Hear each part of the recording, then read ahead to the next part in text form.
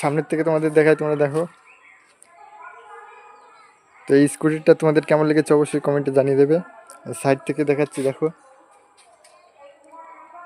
তো কী বলতো বন্ধুরা, মানে আমার বিভিন্ন জায়গায় প্রোগ্রাম থাকে, তোমরা তো জানোই।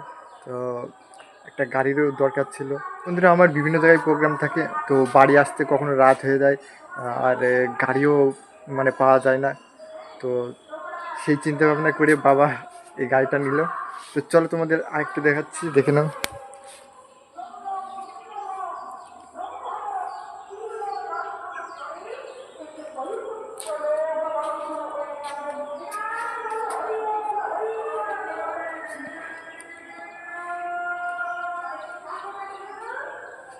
কিন্তু এখনো চালাইনি, চালাতে পারি না, তো শিখে যাবো।